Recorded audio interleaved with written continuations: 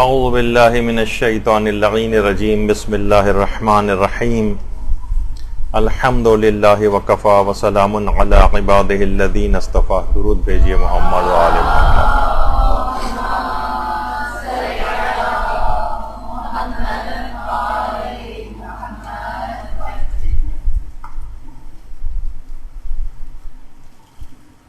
آج کس قدر خوش قسمتی کا احساس ہے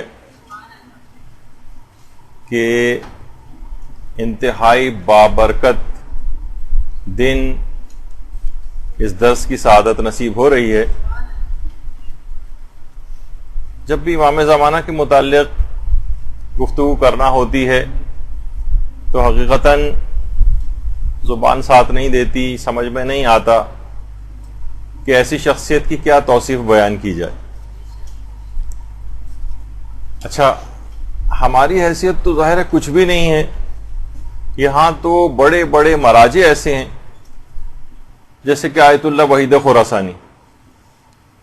مسجد اعظم جو قم میں ہے، اس میں جب درس خارج دے رہے تھے تو یہی بات آیت اللہ وحید خراسانی نے وہاں پر کہی کہ میں ہرگز خود کو اس قابل نہیں سمجھتا کہ اس عظیم تاریخ نیمہ شعبان اور اس میں پیدا ہونے والے عظیم مولود کی معرفی کروا سکوں. وہ فرماتے ہیں کہ 15 شعبان کا تو نہ ظرف قابل بیان ہے اور نہ ہی اس کا مظروف قابل بیان ہے. نیمہ شعبان ظرف ہے، 15 شعبان ظرف ہے، اور اس کا مظروف حضرت آدم سے لے کر حضرت خاتم تک تمام انبیاء کی امید ہے. اس کی کیا توصیف بیان کی جائے؟ اور فرماتے ہیں کہ امام زمانہ علیہ السلام تو چھوڑیے، خود اصحاب امام زمانہ علیہ السلام قابل وصف نہیں ہیں کہ ہم ان کی تعریف کر سکیں. یعنی ایک جو شخص ہے امام کا، ایک صحابی، وہ 4 افراد کے برابر عقل رکھتا ہے. ہر ایک کے پاس ایک تلوار ہے جس کے قبضے پر ایک الہی نقش ہے، جس کے ہر کلمے سے ہزار باب علم کھلتے ہیں. یہ امام کے اصحاب کی توصیف بیان کر رہے ہیں. تو عظمت نیمہ شعبان بھی اس حوالے سے قابل درک نہیں ہے، بالکل اسی طریقے سے جس طریقے سے شب قدر قابل درک نہیں اس کی عظمت. اور یہ جو 15 شعبان ہے، اس کو عید منتظرین بھی کہتے ہیں. 15 شعبان عید مستضعفین بھی ہے. معاشرے کے کچلے ہوئے افراد، مظلوم افراد، ان کی عید کا دن بھی ہے. اچھا، علماء فرماتے ہیں کہ ہماری بہت بڑی بدقسمتی ہے کہ ہم نے صرف امام زمانہ علیہ السلام کی یاد کو 15 شعبان سے مخصوص کر دیا اور باقی دنوں میں ہم ان سے غافل ہو جاتے ہیں. حجت الاسلام والمسلمین فاطمی نیا قم کے بہت مشہور معلم اخلاق ہیں اور استاد ہیں حوزہ علمیہ میں. وہ فرماتے ہیں کہ امام زمانہ سے غفلت برتنا ارواح کو تاریکی کی طرف کھینچ کے لے جاتا ہے. یعنی جتنا آپ امام زمانہ سے غافل ہوں گے اتنا ہی آپ کی روح تاریکی کی طرف کھینچتی ہوئی چلی جائے گی. تو اب ضروری ہے، فرماتے ہیں کہ 15 شعبان یا فقط روز جمعہ امام زمانہ کو یاد کرنے کے لیے یا فقط ایک مرتبہ دعائے ندبہ پڑھنا جو ہے اس پہ اکتفا نہ کیا جائے، بلکہ دن میں اٹھتے بیٹھتے چلتے پھرتے مختلف کاموں کے درمیان بھی آپ امام زمانہ علیہ السلام کو یاد کریں. راستہ چلتے ہوئے ان کو یاد کریں. جو حقیقتاً مشتاقان ہیں اور عاشقان امام زمانہ علیہ السلام ہیں، وہ تو ہر وقت ان کو یاد کرتے ہیں، بلکہ یہاں تک کہ لکھ کے بھی لگا دیتے ہیں کہ مولا اگر میں آپ کو میں کیونکہ آپ کو پہچانتا نہیں ہوں، اگر راستے میں کبھی آپ میرے پاس سے گزریں اور میں آپ کو پہچان نہ سکوں تو میرا سلام قبول کر لیجئے گا. اللہم صلی علی محمد مولا محمد.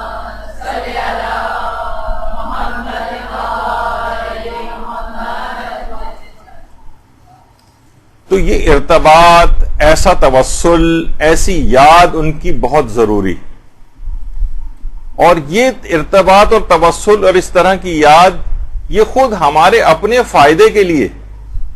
یہی وجہ ہے کہ آیت اللہ بہجت جو ان کے متعلق کتاب لکھی گئی ہے پردہ نشین، اس میں بھی ان کا یہ قول نقل ہوا ہے کہ ہمارے تمام حالات اور ہمارے کام سارے اس وقت تک درست نہیں ہو سکتے جب تک کہ ہمارا رابطہ ہمارے امام زمانہ علیہ السلام سے قوی نہ ہو.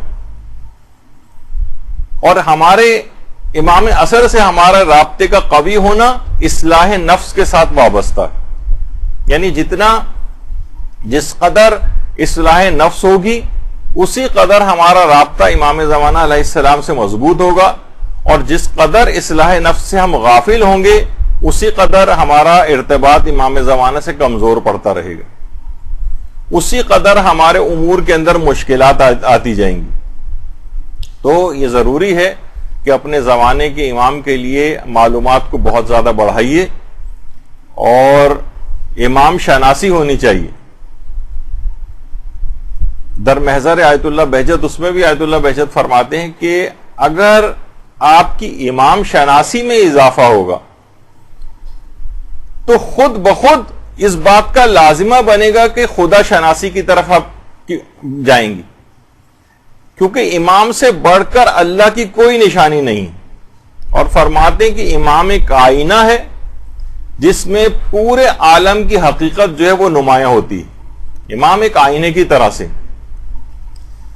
تو امام کی جو یہ یاد ہے، امام کے ساتھ جو ارتباط ہے، امام کے ساتھ جو توسل ہے، اگر امام کی نگاہ کرم ہم آپ پر ہو گئی تو اس دنیاوی زندگی کے اندر بھی ایک انقلاب اور سعادت کی سی کیفیت پیدا ہو جائے گی. آیت اللہ وحید خراسانی، آج ان کی بہت سی باتیں امام زمانہ کے لحاظ سے بیان ہوں گی. وہ فرماتے ہیں کہ امام کی نگاہ کا ایک اثر ہے جو انہوں نے اپنے ایک درس خارج میں بیان کیا، اور اس میں ایک واقعہ نقل کیا ہے جو کہ شیخ صدوق نے اپنی کتاب کمال الدین کے اندر لکھا ہے. اور محمد ابن حسن سیرفی سے یہ واقعہ نقل ہوا ہے جو کہ بلخ کے رہنے والے تھے. اچھا، اہل بلخ جو تھے وہ اپنے اموال سے حقوق شرعیہ نکالتے تھے، خمس وغیرہ نکالتے تھے اور یہ ان کو دیتے تھے. پھر یہ بغداد میں جو امام زمانہ علیہ السلام کے نائب حسین ابن روح تھے، یہ ان کو لے جا کر دیتے تھے جو امام زمانہ علیہ السلام کے تیسرے نائب تھے. دیکھیے، امام زمانہ کا نائب ہونا دیگر تمام خصوصیات کے ساتھ ایک اور چیز کا بھی تقاضا رکھتا تھا کہ کون کس قدر ایمان میں قوی ہے اور وہ امام کا کس حد تک رازدار ہے. مثلا یہاں تو ذرا سا کسی کو کوئی کبھی خواب میں بھی زیارت ہو جائے تو پوری دنیا کو بتانے کے لیے وہ تیار ہو جاتا ہے، لوگ اس کے طرف ہجوم کرنے لگتے ہیں. اتنے رازدار کہ ان کے متعلق اس زمانے کے لوگ کہتے تھے کہ اگر انہوں نے اپنے دامن میں بھی امام کو چھپایا ہوا ہو اور ان کی تلاش کے اندر لوگ آئیں اور ان کی جسم کو قینچیوں سے ٹکڑے ٹکڑے کر ڈالیں تب بھی امام کے متعلق کچھ نہیں بتائیں گے. حسین ابن روح تو بہت بڑے مناظر بھی تھے اور بہت سی غیب کی باتوں کو بھی جانتے تھے، حتیٰ کہ اپنی موت کے وقت سے بھی واقف تھے. ابھی آگے چل کر بھی بات آئے گی. تو آیت اللہ وحید خراسانی فرماتے ہیں کہاں بلخ اور کہاں بغداد. بلخ کے رہنے والے تھے اور بغداد جو وہاں حسین ابن روح وہاں پر تھے. تو حسن ابن سیرفی فرماتے ہیں کہ اتنا دور تھا کہ یعنی جس وقت ایران میں تہران سے صرف مشہد اگر انسان سواری کے اوپر جائے تو 2 مہینے لگتے تھے. تو یہ کرتے تھے کہ جتنے بھی اموال ان کے پاس جمع ہوتے تھے محمد ابن حسن سیرفی کے پاس بلخ میں اور اطراف سے جو لوگ ان کو لے جا کر دیتے تھے. تو اب بھی جس طریقے سے ہوتا ہے کہ اگر اماؤنٹ مثلا کسی جگہ کی کرنسی ڈی ویلیو ہے کچھ ہے اور کسی جگہ پہنچانا ہے تو اس کو ڈالر میں چینج کیا جاتا ہے، پاؤنڈز میں چینج کر کے جو ہے وہ مرجع کے آفس تک بھجوایا جاتا ہے تاکہ ان کی ذرا مقدار بھی کم ہو جائے. یعنی کمیت میں ذرا کم ہو جائیں وہ.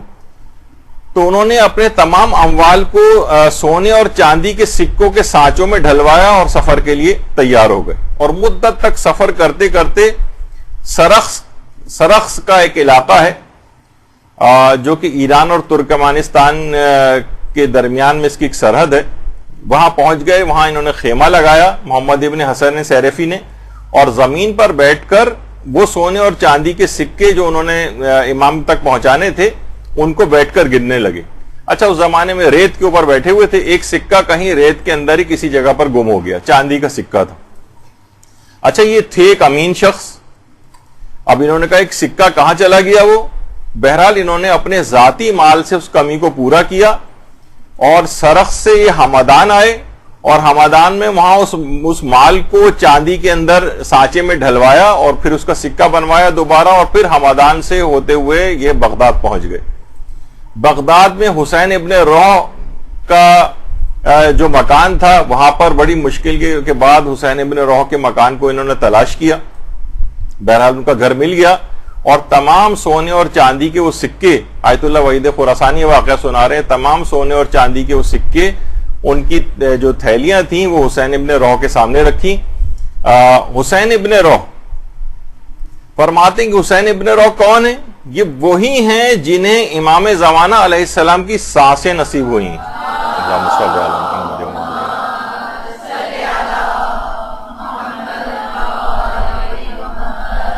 اور جن پر امام زمانہ علیہ السلام کی خاص نگاہ کرم تھی.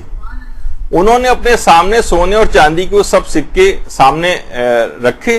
محمد ابن حسن سیرفی پریشان ہوئے کہ سونے چاندی کے سکوں کو اٹھا رہے ہیں, رکھ رہے ہیں, اور یہاں تک کہ انہوں نے اس میں سے ایک سکہ اٹھایا جو چاندی کا تھا, اور کہا یہ ہمارا مال نہیں ہے, اور اس کو الگ کر دیا, اور کہا کہ یہ وہ ہے جو سرخس میں تمہاری ایک سونے کا سکہ کم ہو گیا تھا, اور تم نے یہ سوچتے ہوئے کہیں ہم مال میں خیانت نہ ہو جائے, ہمدان پہنچ کر اپنے ذاتی مال سے اس میں ایک اور سکہ بنوا کے اس کے اندر رکھا ہے. یہ تمہارا مال ہے, یہ ہمارا مال نہیں ہے. اب تم واپس سرخس جاؤ, اور وہاں پر جس جگہ پہ تم نے پہلے خیمہ لگایا تھا اسی جگہ پر خیمہ دوبارہ لگانا, اور وہاں تم تلاش کرنا, وہ چاندی کا سکہ تمہیں دوبارہ مل جائے گا. پھر اگلے سال جب تم بغداد آؤ دوبارہ اموال لے کر, تو اس چاندی کے سکے کو دوبارہ پھر یہاں لے کر آنا, اور جب تم آئندہ سال آؤ گے تو میں تم کو یہاں پر مجھے زندہ نہیں پاؤ گے, اور اس مال کو تم ہمارے بعد میں آنے والے نائب کے سپرد کر دینا. اب آیت اللہ وحید خراسانی فرماتے ہیں کہ یہ وہ ہستی ہے جنہیں امام زمانہ علیہ السلام کی پاکیزہ سانسیں نصیب ہوئی ہیں, اور امام کی نظر کرم نے ان کو اس عظیم مقام تک پہنچا دیا کہ وہ ماضی کو بھی دیکھ رہے ہیں اور مستقبل کو بھی دیکھ رہے ہیں. یعنی بغداد میں ہونے کے باوجود بلخ اور سرخس بھی ان کی نگاہوں کے سامنے ہیں, اور ہمدان بھی گویا ان کے قبضہ قدرت میں. جب ان کے نوکروں اور غلاموں کی یہ کیفیت ہے تو سوچئے کہ امام زمانہ علیہ السلام کی عظمت کیا ہوگی. اللہم صلی علی محمد و علی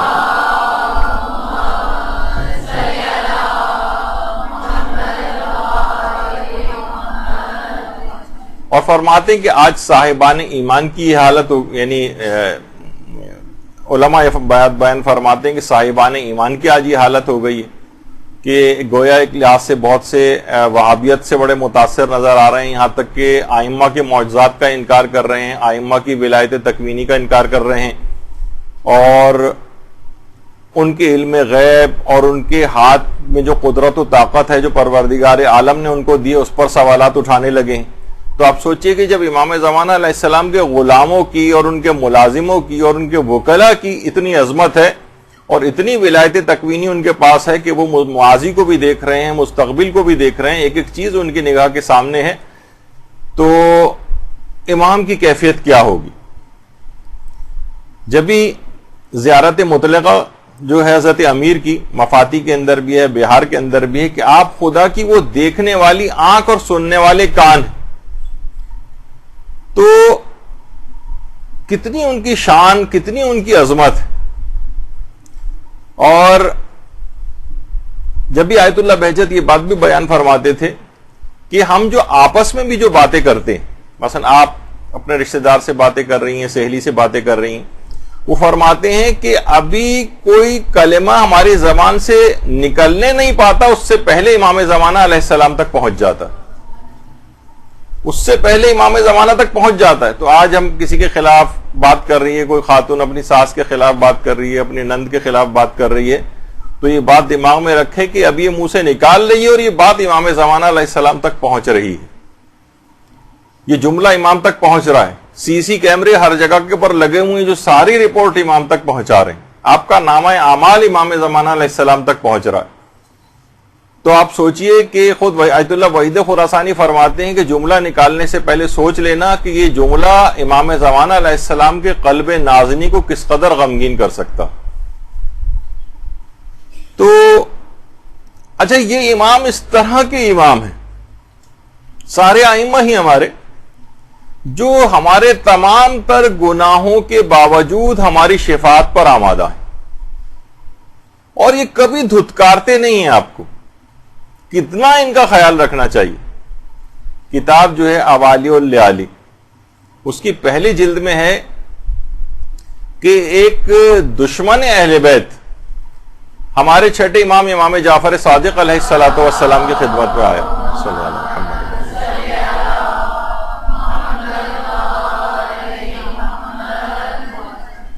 اور آ کر کہنے لگا کہ اگر آپ کا کوئی چاہنے والا، آپ کا کوئی ماننے والا اگر کوئی گناہ کرے تو اس کا انجام کیا ہوگا۔ اچھا دیکھیے، اس طرح سے امام کو ایک لحاظ سے کہ آپ اپنے شیعوں کے جو اتنا تذکرہ کرتے ہیں اور ان کی اتنی تعریف کرتے ہیں، آپ یہ بتائیں کہ اگر آپ کا چاہنے والا اور ماننے والا اگر گناہگار ہوگا تو اس کا انجام کیا ہوگا۔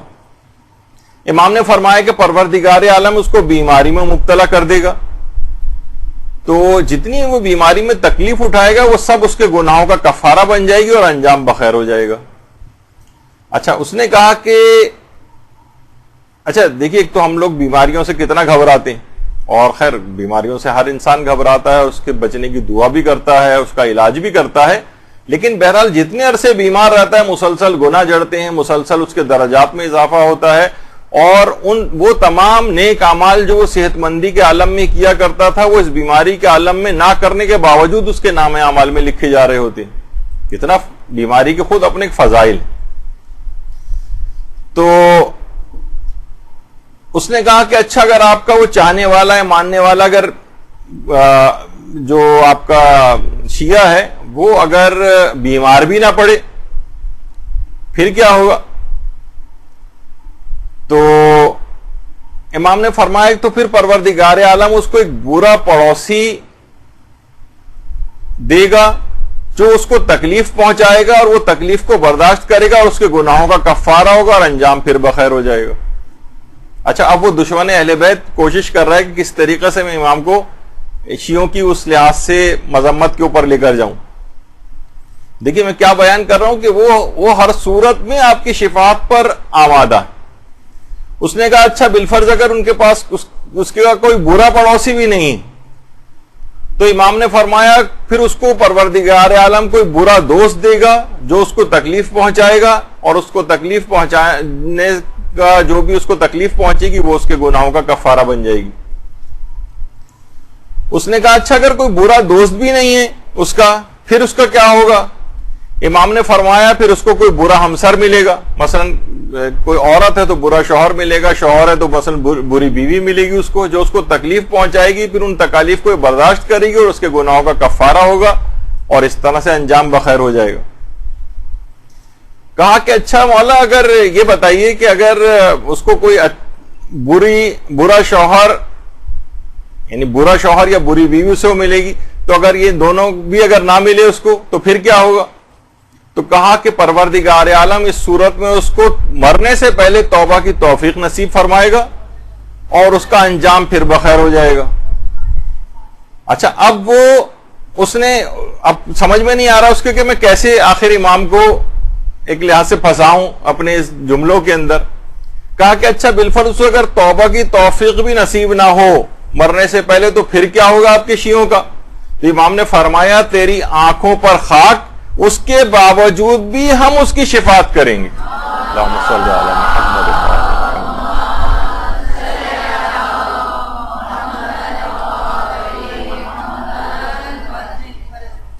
تو اتنی یہ امام یہ اس قدر اپنے چاہنے والوں سے، اس قدر اپنے ماننے والوں سے محبت کرتے ہیں، ہر طرح سے ان کا خیال رکھتے ہیں.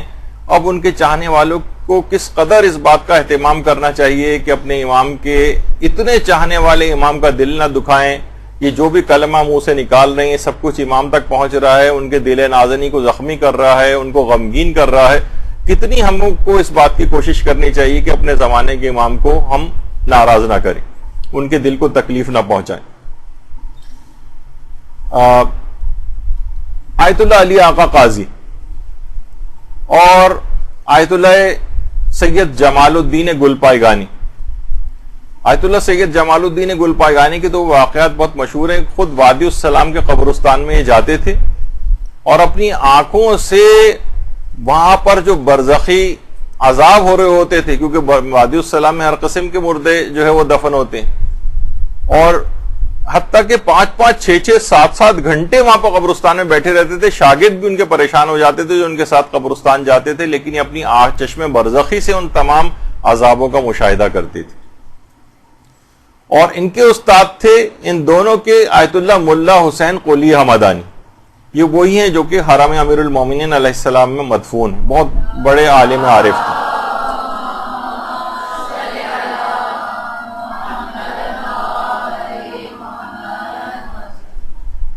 اور اس کے علاوہ بھی بہت سے مراجع ایسے ہیں کہ جو اس بات کی بہت زیادہ تاکید کرتے ہیں کہ دن کا آغاز اگر کوئی شخص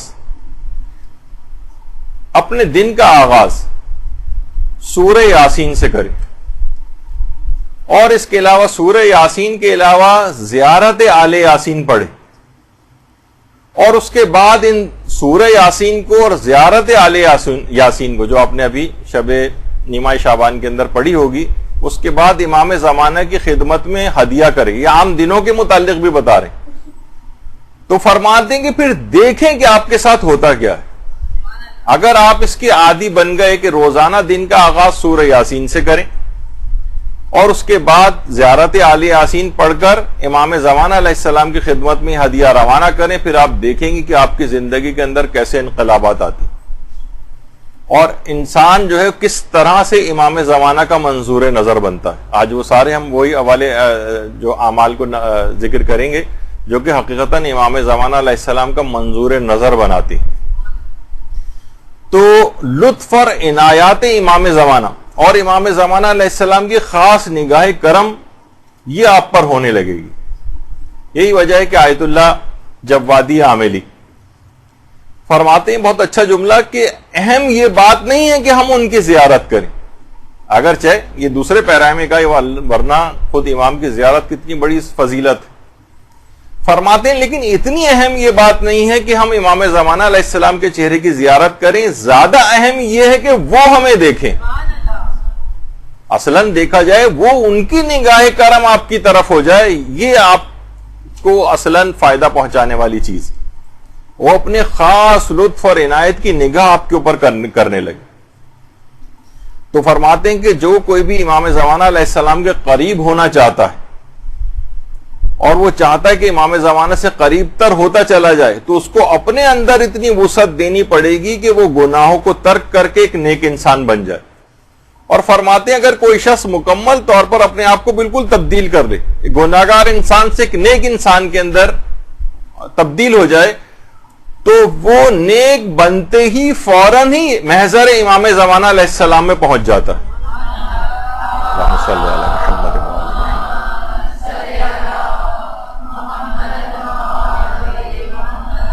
نیک بنتے ہی ادھر اس نے توبہ کی اور اس کے بعد کوششیں کر کے نیک انسان بن گیا، وہ خود بخود محضر امام زمانہ میں حاضر ہو جائے گا، چاہے وہ امام زمانہ کی زیارت کرے نہ کرے، کیونکہ یہ اتنی اہم بات نہیں ہے، لیکن وہ امام زمانہ کا منظور نظر بن جائے گا اور گویا ان کی خدمت میں حاضر ہو جائے گا.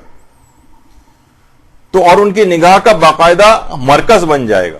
لیکن اس کے لیے کام کرنا پڑے گا، اس کے لیے اپنے آپ کو دین کے لیے کچھ حصہ ڈالنا پڑے گا، اپنے اندر کچھ تبدیلی لانی پڑے گی.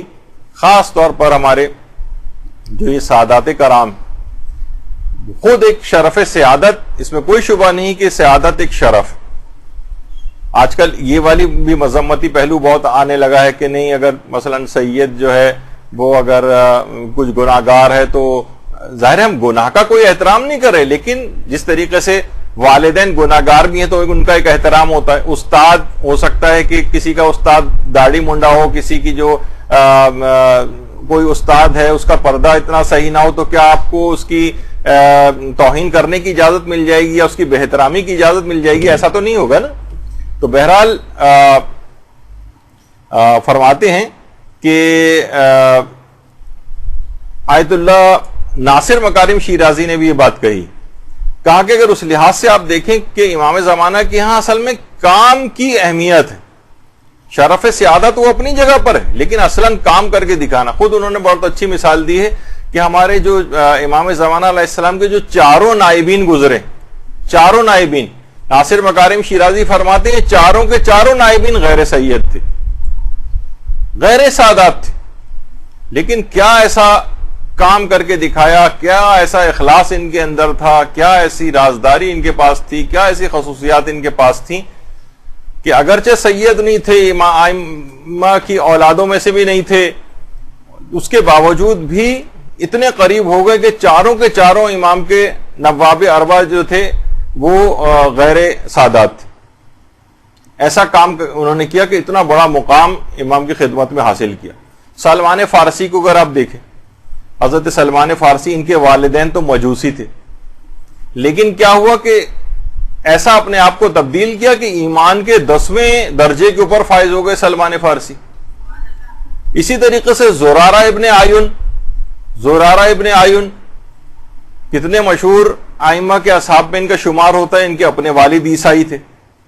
اور آج کے زمانے میں بھی اگر ہم دیکھیں، بہت سے لوگ پرانی چیز کہتے ہیں لیکن حقیقتاً مثلا حجت الاسلام والمسلمین زکزاکی، ان کو آپ دیکھیں کتنی انہوں نے قربانیاں دی ہیں. آج کے دور میں نائجیریا کے اندر کہا جاتا ہے کہ تقریباً 50 لاکھ سے 1 کروڑ تک لوگوں عیسائیوں کو وہاں پر شیعہ بنایا. درود بھیجیے محمد و آل محمد.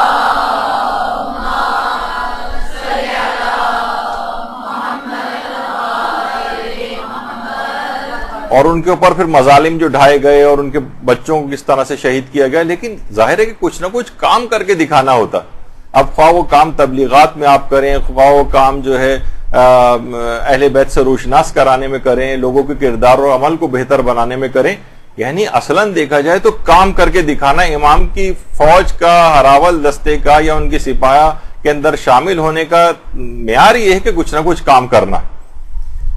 تو بہرحال اب اور جو بھی آپ اعمال انجام دیں گی، دیکھیں ابھی آج بہت سے اعمال بھی بتائے جائیں گے، جو بھی اعمال آپ امام زمانہ علیہ السلام کے لیے انجام دیں گی، جو بھی بلکہ کام جو بھی عمومی طور پر خواہ وہ تبلیغ کے لیے کام ہو یا کسی اور طرح سے، وہ سب کا سب انتہائی اخلاص کے ساتھ امام زمانہ کی خدمت میں بھیجنا. دیکھیے اخلاص حاصل کرنے کے لیے ابھی ایک مہینہ آپ کے پاس آنے والا ہے، رمضان کا مہینہ. رمضان کے روزے صفت اخلاص کو حاصل کرنے کے لیے باقاعدہ روایتوں میں بات آئی ہے کہ صفت اخلاص کے لیے بہت ہی اہم اور کارآمد مہینہ ہے. روزہ کے اندر خصوصیت یہ پائی جاتی ہے کہ اخلاص پیدا کرتا ہے، اور اخلاص ہر چیز کے اندر مطلوب ہوتا ہے، ہر چیز میں، حتیٰ کہ ہر عبادت میں، حتیٰ کہ یہ جو ہم ایک دوسرے کو بعض اوقات ہم دیکھتے ہیں سلام بھی کرتے ہیں نا، تو اس کے اندر کوئی نہ کوئی غرض وابستہ بعض اوقات ہو جاتی. سلام بھی کر رہے ہیں، ذرا اس سے اپنے تعلقات بنانے ہیں، یا وہ فلاں ناراض نہ ہو جائے، یا یعنی بہت سی اس میں غیر الہی ٹائپ کی نیتیں آتی ہیں، یعنی سلام کرنے میں بھی خلوص نہیں. تو جیسے کہ ایک ایرانی شخص کا ایک میں واقعہ پڑھ رہا تھا، جو انقلاب سے پہلے مٹی کا تیل تقسیم کرتا تھا. لوگوں کے گھروں میں پہلے بھی مٹی کا تیل ہوتا تھا. یہاں بھی اگر پرانے زمانے کی کسی کو یاد ہو تو لوگ وہ چھوٹی چھوٹی ٹنکیاں لے کے گلی محلے میں جو ہے وہ بیچتے پھرتے تھے مٹی کا تیل. اچھا، یہ جہاں سے گزرتا تھا لوگ اس کو سلام کرتے تھے، کیونکہ بہرحال یہ لوگوں کی ضرورت تو پوری کرتا تھا. اچھا، جب انقلاب آیا اور اس کے بعد ملک کے اندر ترقی ہوئی ایران میں، تو گھر گھر گیس پہنچ گئی، ہر جگہ ہر گھر کے اندر پائپ لائنیں بچھ گئیں اور مٹی کے تیل کی ضرورت ختم ہو گئی. اب یہ جس محلے سے بھی گزرتا تھا کوئی اس کو سلام تک کرنے کو تیار نہیں ہوتا تھا. یہ بھی حیران ہو گیا کہ میں نے 30 سال 40 سال تک لوگوں کی خدمت کی ہے، اب کسی جگہ سے بھی گزرتا ہوں سلام کرنا ویسے ہی ایک اسلامی حکم ہے، لیکن اس کے باوجود بھی یعنی لوگ صرف اس حقیر سے مٹی کے تیل کے چکر میں مجھے سلام کرتے تھے. یعنی حیران رہ گیا. تو واقعتاً ہم بھی بعض اوقات یہ دیکھتے ہیں کہ معمولی چیزوں کے عوض میں اپنی صفت اخلاص کو فروخت کر دیتے ہیں. بہت ساری چیزوں کے اندر آپ اپنے نیک اعمال کے لحاظ سے آپ چیک کیجئے گا کہ بہت سی چیزوں کے اندر جو ہمیں بظاہر ہم نیک عمل انجام دیتے ہوئے نظر آتے ہیں، اس کے اندر کوئی نہ کوئی غرض وابستہ ہوتی ہے. حتیٰ کہ کہا جاتا ہے کہ امام زمانہ علیہ السلام کی خدمت میں بھی جو آپ ہدایہ بھیجیں، اللہم صلی علی محمد وعلی محمد،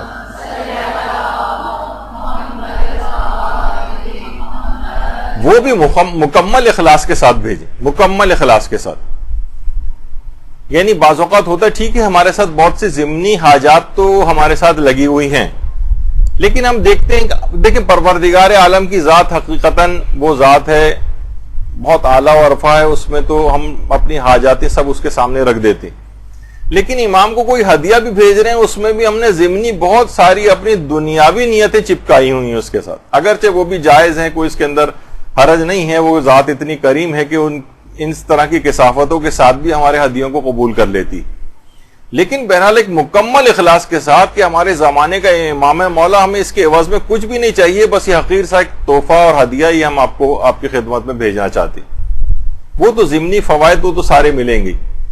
یہاں تک ملتا ہے ہمارے علماء کی سیرت میں. بعض اوقات ہوتا ہے نا کہ بہت سی چیزیں لوگوں کے سامنے جو ہے دینداری زیادہ ظاہر ہوتی ہے، انسان تنہائی میں ہوتا ہے تو اتنی دینداری اس کی ظاہر نہیں ہوتی ہے.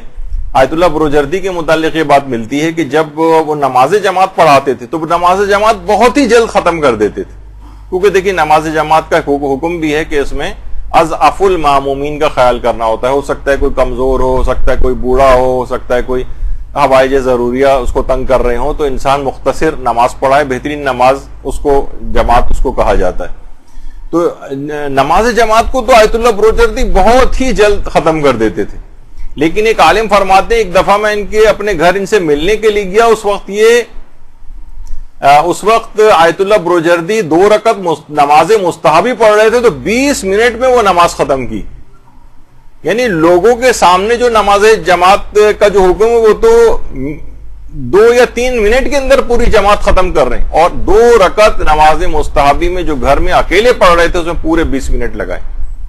تو بعض اوقات یہ ہوتا ہے نا کہ انسان مکمل اخلاص کے ساتھ ایک شخص تھا کہ جس نے وہ حدیث جو ہے وہ پڑھی ہوئی تھی کہ من اخلص اللہ 40 صباحا، وہ جو پوری حدیث ہے کہ انسان اگر اللہ کے لیے اپنے عمل کو 40 روز کے لیے خالص کر لے تو اس کے دل سے حکمت کی موجیں پھوٹنے لگتی ہیں اور اس کی زبان پہ وہ حکمت جاری ہو جاتی. بہت سی حدیثوں کے اندر یہ بات آئی.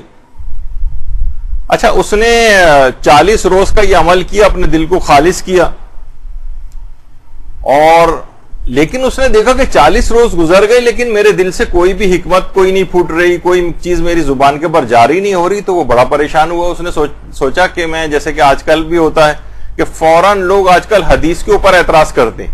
کوئی چیز سمجھ نہیں آئی تو اپنے فہم کو یعنی بجائے کہ کسی عالم سے پوچھیں، بجائے اس کے کہ استفسار کریں، کہتے ہیں نہیں ہم اس کو نہیں مانتے کیونکہ ہماری عقل میں نہیں آ رہی. براہ راست بالکل ریجیکٹ کر دیتے ہیں حدیث کو.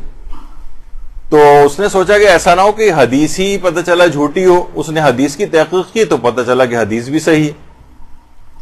پھر اس کے بعد اس نے اپنے تمام کاموں کو فقہی بنیادوں کے اوپر چیک کیا. ایسا نہ ہو کہ مثلا میں کہیں کوئی ریاکاری کا کوئی جذبہ آ رہا ہو، کہیں کوئی فقہی اعتبار سے کوئی عمل باطل ہو رہا ہو.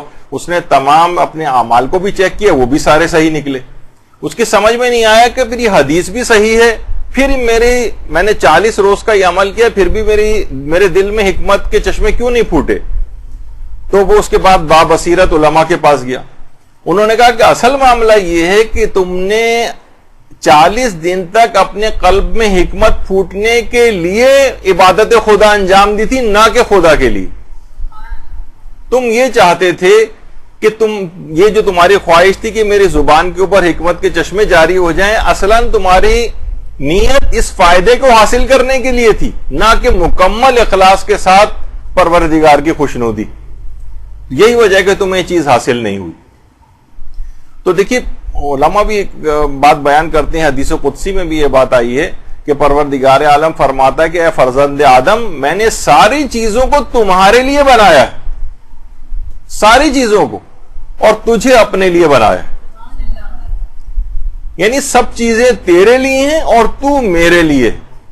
اور یہی بات ہے کہ حدیث قدسی میں یہ والی بات بھی آئی ہے کہ فرزند آدم اگر زمین و آسمان کو بھی ملا دیا جائے، آپ گیلیکسیز لے آئیں، آپ پوری کہکشائیں لے آئیں، اور زمین و آسمان اور ان تمام کہکشاؤں کو بھی اگر ملا لیا جائے تو ان میں اتنی گنجائش نہیں کہ اللہ ان میں سما سکے، لیکن پروردگار عالم ایک مومن کے دل میں سما جاتا ہے.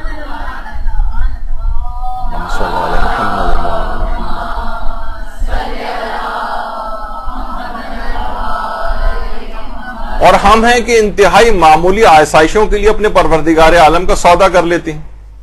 تو آج سے عزم کریں، ارادہ کریں، اور کہ ہم مکمل خلوص کے ساتھ بغیر کسی دنیاوی مقصد کے امام زمانہ کو یہ تمام چیزیں ہدیہ کریں. وہ دنیاوی سب خواہشات تو ایک لحاظ سے ان کو تحت الشعاع میں رکھیں، وہ تو ضمناً ہیں، وہ تو خود بخود آپ کو پوری ہو جائیں گی. دل کے کسی گوشے میں بھی ہیں اگر آپ کے، تو وہ بھی امام زمانہ کو جو خلوص سے جو اعمال ہدیہ کریں گی اس کے صدقے میں وہ ساری انشاءاللہ دعائیں بھی آپ کے قبول ہو جائیں گی. لیکن اعمال کو مکمل محبت کے ساتھ، مکمل خلوص کے ساتھ، اخلاص کے ساتھ امام زمانہ کی خدمت میں ہدیہ کریں بغیر کسی دنیاوی لالچ اور غرض کی. آیت اللہ بہجت سے کسی نے پوچھا کہ ہم جو عزم اور ارادہ کرتے ہیں، دیکھیے عزم و ارادے کی بات ہو رہی ہے، ہم جو عزم و ارادہ کرتے ہیں اور عزم و ارادہ کرنے کے لیے کبھی کبھی نظر اور قسم بھی کھا لیتے ہیں. میں نظر کرتا ہوں اللہ کا نام لے کر کہ میں فلاں اگر کام کروں گا تو اس کے لیے نظر کی جاتی ہے، قسم کھائی جاتی ہے. تو کہتے ہیں کہ اس کے باوجود بھی، یہ سوال پوچھا گیا کہ اس کے باوجود بھی عزم و ارادہ پورا نہیں ہوتا، ہماری قسم ٹوٹ جاتی ہے، نظر ہماری ٹوٹ جاتی. کیا ایسا کریں کہ ہمارا عزم اور ارادہ شکستہ نہ ہونے پائے؟ تو بسوئے محبوب کے نام سے جو کتاب ہے اس میں آیت اللہ بہجت نے ایک بہت ہی زبردست نسخہ بتایا. کہا کہ اگر تم ایک منٹ کے لیے بھی اگر تم نے اپنے اندر یاد خدا کو پایا ہے تو اپنے اختیار سے اس کیفیت کو اپنے سے دور نہ کرو. خود بخود ہو جائے، بے اختیار وہ کیفیت دور ہو جائے تو ایک الگ بات ہے، لیکن اپنے ارادے اور اختیار سے اس یاد خدا کی کیفیت، چاہے وہ ایک منٹ کے لیے ہی آپ کے اندر پیدا ہو، یہ بہت مشق اور پریکٹس چاہتی ہے. لیکن اور اس کے بعد اس میں غور و فکر بھی آپ کو بہت کرنے کی ضرورت ہے کہ یہ اس کے اندر کیا مفہوم ہے اور اس کو میں کیسے عمل کر سکتی ہوں. کہا کہ ایک منٹ کو بھی اگر تم نے اپنے آپ کو یاد خدا میں غرق پایا ہے تو ارادتاً اور اختیاری طور پر اس کیفیت کو اپنے سے دور نہ کرو. ہاں، کیونکہ بشری تقاضے ہمارے ساتھ لگے ہوئے ہیں، وسوسے ہمارے اوپر آتے ہیں، ادھر ادھر کی چیزوں میں ہم غرق ہو جاتے ہیں، وہ خود بخود ہم بے اختیار طور پر اس کیفیت سے الگ ہو جائیں تو ایک الگ بات ہے، لیکن اختیاراً اپنے آپ کو اس کیفیت سے دور نہ کرو. اس کی مشق اور پریکٹس کرو تو تمہارا عزم اور ارادہ بہت زیادہ مضبوط ہوتا چلا جائے گا اور کبھی ٹوٹنے نہیں پائے گا. بہت اہم انہوں نے یہ نقطہ ایک بیان کیا ہے، اور اس کو بہت یہ ایکسرسائز چاہتا ہے، بہت زیادہ مہارت چاہتا ہے، اور اس کو آپ پریکٹس کریں کہ یاد خدا جب بھی آپ کو آتی ہے تو ارادتاً اور اختیاراً اس یاد سے اپنے آپ کو دور نہ کریں. خود بخود ہو جائے تو ایک الگ بات ہے. اچھا، اب ہمارے ساتھ ہوتا کیا ہے کہ کہا جاتا ہے کہ جناب آپ عمل ٹھیک کریں اپنا، تو عمل سے ہمارے دماغ میں ایک بات آتی ہے کہ یا تو ہم یعنی عمل کے اعتبار سے، تقوی و پرہیزگاری کے اعتبار سے یا تو بالکل مقدس اردبیلی بن جائیں، یا پھر دوسرا آپشن یہ کہ شیطان بن جائیں. ارے بھائی، درمیان کے بہت سے مرحلے ہیں، درمیان میں بہت سارے مقامات ہیں. ضروری نہیں کہ یہ دو ایکسٹریمز کے اوپر، جیسے لوگ کہتے ہیں کہ بھئی یہ دیکھیے حج کر کے آئے ہیں، آپ کوئی بھی اس سے بعد میں گناہ کا کام ہوتا نظر آ جائے تو فوراً اس کو اس کے حج کے تانے دینے لگتے ہیں. ٹھیک ہے، اس کم سے کم پوری پچھلی زندگی کی گناہ تو معاف کروا کے آ گیا ہے نا، اور اس سے گناہ بھی ہوں گے اور کتنے مہینے تک اس کے بعد تک اس کے گناہ بھی نہیں لکھے جاتے, یہ بھی روایت کے اندر آیا ہے. تو اس کی چھوٹی چھوٹی چیزوں کو پکڑنا, جس قدر بھی عمل کر رہا ہے پہلے سے تو بہتر ہو گیا ہے نا, پہلے سے بہتر ہو گیا حج کرنے کے بعد, تو ٹھیک ہے اس کو آپ ایک کریڈٹ دیں اس کا, اور اس کی جو خطائیں ہیں اس کو درگزر کریں. آقا محسن قراتی کتنے زیادہ معلم اخلاق ہیں, کتنی تقریریں ان کی آتی ہیں.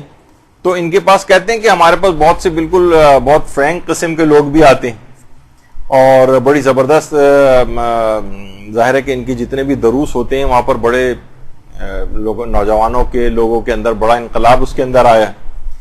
تو ایک شخص آیا ان کے پاس آ کے, خود فرماتے ہیں کہ میرے پاس آ کر کہنے لگا بہت ہی بے تکلف ہو کے کہ دیکھیے تقریر تو آپ مولانا حضرات بڑی زبردست کرتے ہیں, یہ بتائیے کہ صرف فقط اور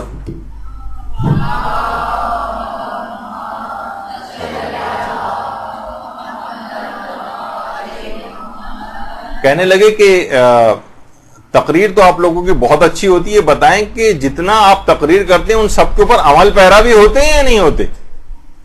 دیکھیے واضح اوقات ہوتا ہے نا کہ انسان اخلاقیات پہ گفتگو کر رہا ہے, مثلا بہت سارے عملیات بھی آپ کو جو ہے بتائے جا رہے ہیں, ہو سکتا ہے کہ ایک ہی نشست کے اندر آپ کو جو ہے 50 جو ہے اعمال بتائے جائیں, تو لوگ کوئی ہم سے پوچھ سکتا ہے آ کے کہ بھائی ان سب چیزوں کے اوپر آپ نے خود بھی عمل پیرا ہوئے تھے, شب قدر کے آپ نے اتنے اعمال بتائے ہیں, 50 اور سینکڑوں اعمال, یہ سارے کے سارے آپ نے خود بھی کیا کیے ہیں. تو کہنا یہی والا سوال مثلا آ کے کہ جتنا آپ باتیں بیان کرتے ہیں کیا خود بھی اتنا عمل, اتنی سب چیزوں پر خود بھی عمل کرتے ہیں. تو آقا محسن قراتی نے کہا کہ آپ یہ بتائیے کہ آپ کیا کام کرتے ہیں. کہنے لگا کہ میری جوتوں کی دکان ہے. اچھا, کہا جوتوں کی دکان ہے تو آپ کی دکان میں کتنے جوتے ہوں گے. کہا کہ ایسی کوئی 1000 کے قریب تو ہوں گے. تو کہا کہ روزانہ کتنے فروخت کرتے ہیں. کہنے لگا کبھی 10 فروخت ہو جاتے ہیں, کبھی 20 فروخت ہو جاتے ہیں.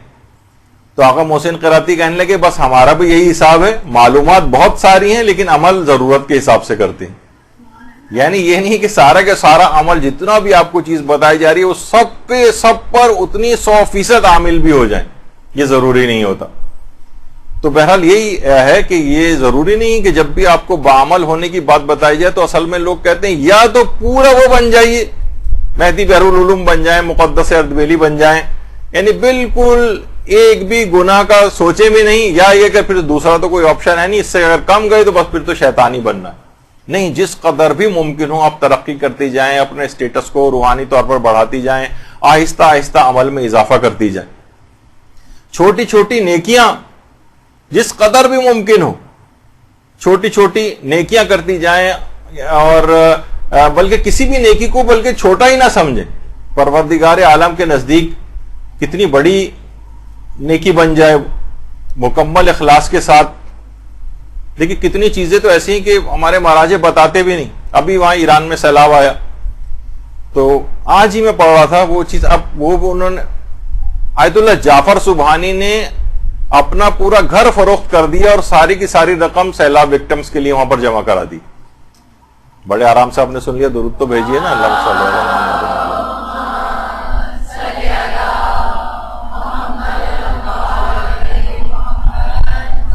آیت اللہ جعفر سبحانی. اور وہ نہیں صرف چیک دیا تھا, وہ تو بعد میں پھر ظاہر ہے کہ ایران کے اندر یہ چیز ہوتی ہے, لوگوں کی نیکیاں اگر کوئی ہوتی ہیں تو وہ دوسرے لوگ آشکار کرتے ہیں, وہ تو ظاہر ہے خود چھپائے گا.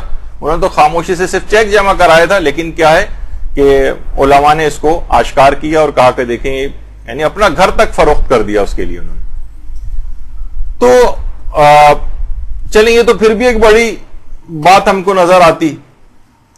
نجف کے ایک عالم فرماتے ہیں کہ ایک سبزی فروش کی دکان پہ میں نے آیت اللہ علی آقا قاضی کو دیکھا.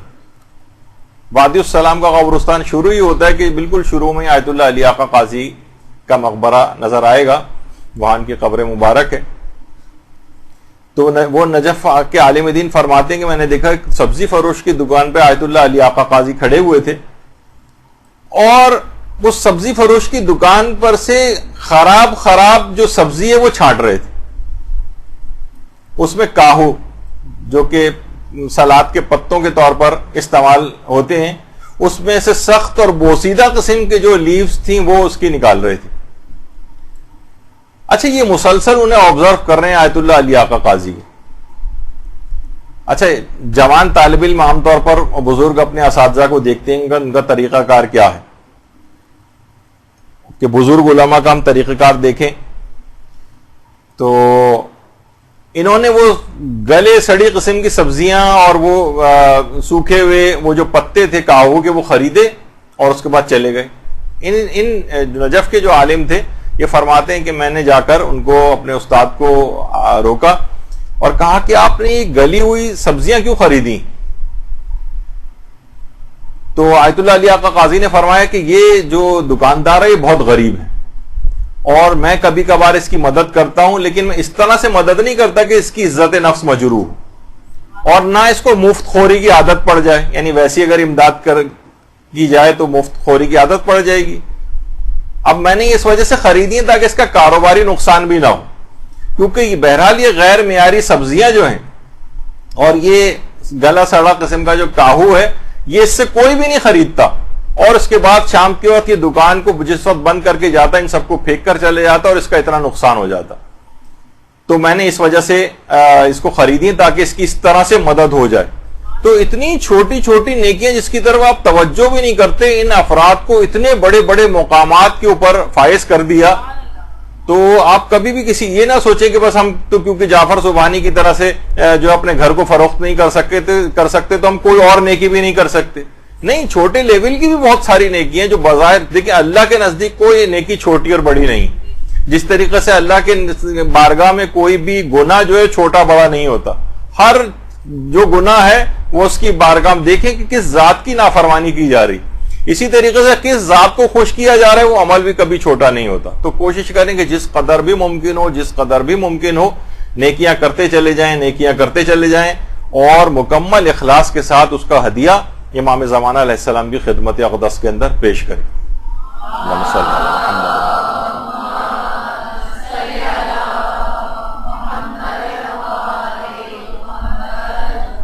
آیت اللہ صادق روحانی فرماتے ہیں کہ دیکھیے ہمارے ہاں اس موضوع پر مدرسے میں پوری گفتگو ہو چکی ہے.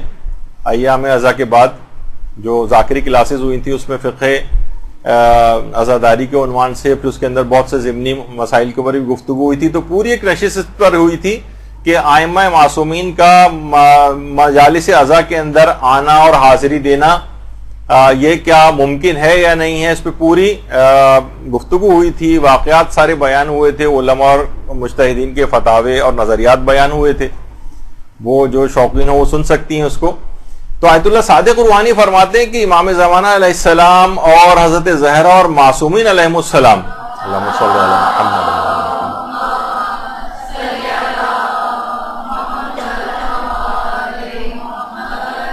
یہ ہر کس و ناکس کی مجلس میں نہیں آتے, یہ صرف اور صرف مخلصین کی مجلس میں آتے. کسی نے اگر جو ہے بہت زبردست قسم کا تبرک بنوایا ہوا ہے اور ریاکاری کے نظریے سے بنوایا ہوا ہے, یا مثلا وہ سیاسی حلیم وغیرہ جو کیا ہوا ہے اس کے اندر کوئی اس نے مجلس برپا کی ہوئی ہے لوگوں سے تعلقات بنانے کے لیے, مثلا امید ہے کہ انشاءاللہ لوگ اس قسم کے نہیں رکھتے ہوں گے, لیکن وہ فرماتے ہیں کہ جو باقاعدہ حقیقتاً اخلاص کے ساتھ یہ چیزیں برپا کرتا ہے وہاں پر یہ شخصیات تشریف لاتی. لیکن اس کے علاوہ جو غیر مخلص ہیں یا کوئی دنیاوی قسم کی کوئی آلائش ان کی نیتوں کے اندر پائی جاتی وہاں پر یہ شخصیات تشریف نہیں لاتی. تو بہرحال یہ دماغ میں رہے کہ یہی وجہ ہے کہ آیت اللہ بہجت کے متعلق بھی یہ بات ملتی ہے کہ آیت اللہ بہجت یہ بات فرماتے تھے کہ جو انسان کا ہم ظاہر ہے کہ ہماری مقصد کیا ہوتا ہے کہ کسی طریقے سے ہمیں امام زمانہ علیہ السلام کی زیارت نصیب ہو جائے, اور بہت بڑی خوش قسمتی کی بات ہے زیارت نصیب ہونا, کتنی عظمت کی بات ہے زیارت نصیب ہونا, اور کتنا شوق ہے کہ شخص کو ہونا چاہیے. اور علماء ایک بات اور بھی کہتے ہیں کہ شاید اس کا بہت زیادہ تعلق تقوی و پرہیزگاری سے بھی نہیں, امام زمانہ کی زیارت کا نصیب ہونا زیادہ اس بات کا متقاضی ہے کہ آپ کے اندر ان کی زیارت کی تڑپ کتنی پائی جاتی. ضروری ہو سکتا ہے کہ ایک شخص اتنے تقوی کے اتنے معیار کے اوپر نہ ہو, لیکن اس کے باوجود اس کو امام کی زیارت نصیب ہو جائے. لیکن فرماتے ہیں کہ شاید ضروری نہیں ہے کہ انسان امام عصر کی خدمت میں ہمیشہ مشرف ہونے کی کہ در پہ ہو، شاید اس سے بھی زیادہ بہتر یہ ہے کہ وہ 2 رکعت نماز پڑھے اور ائمہ سے توسل کرے اور اس کا ہدیہ امام زمانہ کی خدمت میں بھیج دے۔ دیکھیں کتنے ایسے ہیں لوگ اور علماء بھی، اور فرماتے ہیں یا تو 2 رکعت نماز پڑھ کے شاید یہ امام زمانہ کی زیارت سے بھی زیادہ بہتر یہ والا کام ہو۔ یہ بہت سے لوگوں کو شاید یہ بات ہضم بھی نہ ہو، لیکن آیت اللہ بہجت نے بات فرمائی کہ شاید اس سے زیادہ بہتر خلوص کے ساتھ 2 رکعت نماز پڑھ کے امام کو ہدیہ کرے، یا پھر امام زمانہ علیہ السلام کے لیے دعائے فرج پڑھے۔ دعائے فرج شاید یہ زیادہ بہتر ہو، اس سے امام زیادہ خوش ہوں گے بنسبت اس کے کہ صرف ان کے چہرے کی زیارت کر لی جائے، اگرچہ وہ بھی بہت عظمت کی بات، لیکن فرماتے ہیں اس سے بھی زیادہ بہتر یہ ہے کہ آپ ان کی خدمت کے اندر یہ والے اعمال، خواہ وہ 2 رکعت نماز، عام سی 2 رکعت نماز فجر کی طریقے سے پڑھ کر پورے خلوص کے ساتھ اس کا ثواب امام زمانہ کی خدمت میں ہدیہ کریں، حتیٰ کہ آپ اپنی واجب نمازوں، حتیٰ کہ اپنے واجب روزوں، حتیٰ کہ اپنے واجب حج، اور مثلا آپ نے خمس نکالا، اپنا واجب خمس نکالا، اور اس کے باوجود اس کا ثواب امام زمانہ خلوص سے امام کی خدمت کے اندر ہدیہ کر دیں۔ جتنے بھی آپ اس طرح سے واجبات انجام دیتی ہیں اور حتیٰ کہ حرام سے بچنے خود ایک ثواب کا باعث ہے، یعنی اپنے نیک اعمال کو امام زمانہ کی خدمت میں ہدیہ کریں، شاید ہی اس سے بھی زیادہ بہتر۔ اور ایک بات منسوب ہے آیت اللہ مرشی نجفی سے، میں نے تحقیق تو نہیں کی نہ کسی کتاب کے اندر الگ سے اس بات کو پڑھا ہے، لیکن بہت سی چیزیں مشہور بھی ہوتی ہیں۔ وہ فرماتے ہیں کہ جب بھی میں نے زیارت آل یاسین پڑھی میری ہمیشہ امام زمانہ سے ملاقات ہوئی۔ یہ بات مشہور ہے ان کے لحاظ سے۔ اللہم صلی علی محمد۔